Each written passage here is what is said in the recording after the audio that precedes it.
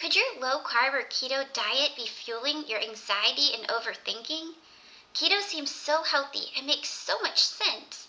However, I learned the hard way that this is not right for everyone.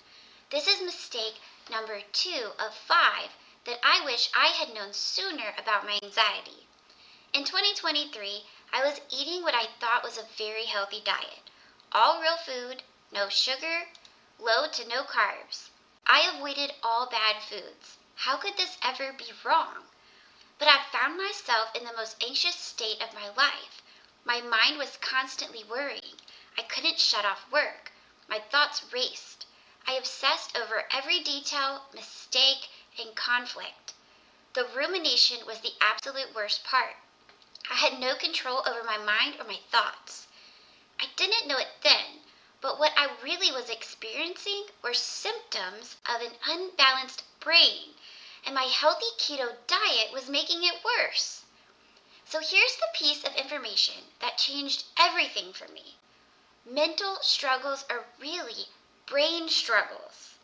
Anxiety, overthinking, irritability, sensitivity. I had thought that this was just who I was. But I have learned that this is not who I am, and it's not who I always have to be. These are just reactions happening inside your brain. And your brain is a physical organ. That is important. Your brain is a physical organ. Your struggles are symptoms of this physical organ. And your physical brain can change. When you understand which brain systems are involved, you can take targeted, proven actions to change your brain and overcome these struggles.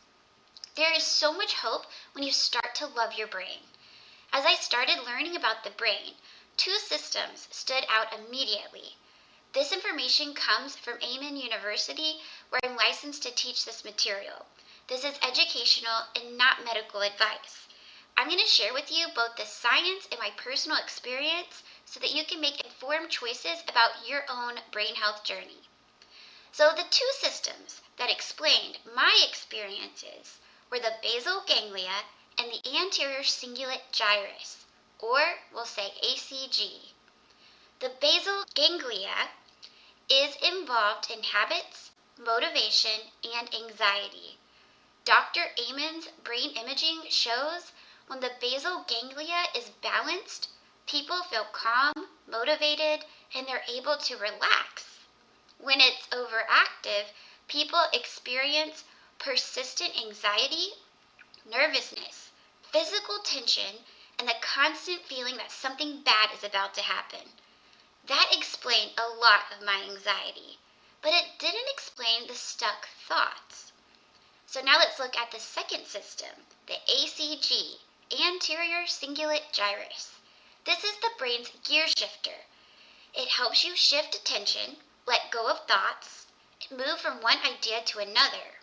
When it's overactive, brain scans show behavior patterns like obsessive thinking, perfectionism, rumination, and difficulty shutting the mind off. This was totally me. I could be on the floor playing with my amazing kids, and my brain was still at work.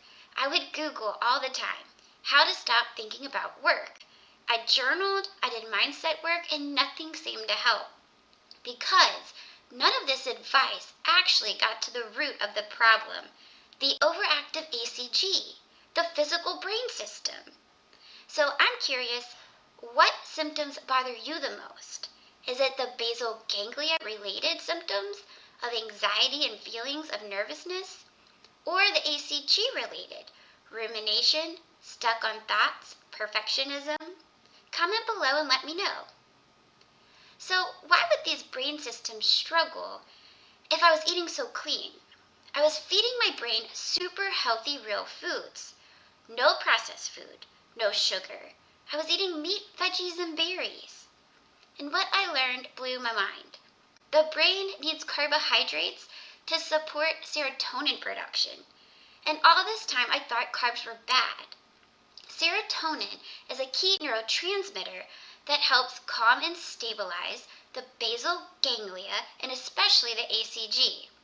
When my diet was low in carbs, These brain systems were not functioning optimally. And then came my anxiety and my rumination. Now, this does not mean you should start eating sweets or refined carbs, because that blood sugar roller coaster creates its own brain problems. What the brain likes are healthy, real, low glycemic carbohydrates paired with proteins and healthy fats. That combination supports the brain without spikes and crashes. So here's what I started doing. I work 4 days a week in the office, and I'm a creature of habit, mostly notable by my overactive basal ganglia. Every week I bring 4 apples, 4 bananas, and at my desk I keep seeds and nuts like cashews, pistachios, pumpkin seeds, and sunflower seeds. I eat the nuts first for my protein and fat, and then I eat the fruit. So I eat 1 banana and 1 apple each day. I also added chickpea noodles, sweet potatoes, or butternut squash to my supper each night. I pair this with a protein, usually chicken or turkey, and a vegetable. This is my busy mom meal plan. It's super simple and quick, but it's not the taco-loving husband's best meal plan. This is not approved by my husband, but my kids do like it. The addition of carbs to my diet made a notable difference in my anxiety and rumination. Now, diet is just one part of balancing the brain.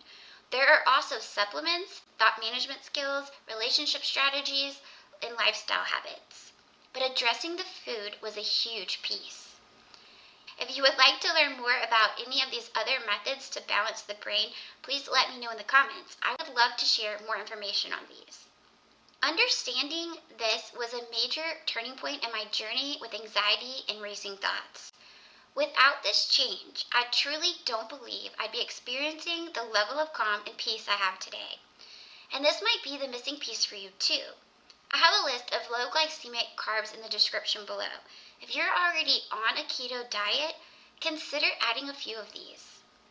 If this video helped you and you have a friend that may benefit, please share this with them and subscribe to stay in the loop as I post one new brain health video each week. Learning how to love your brain changes everything.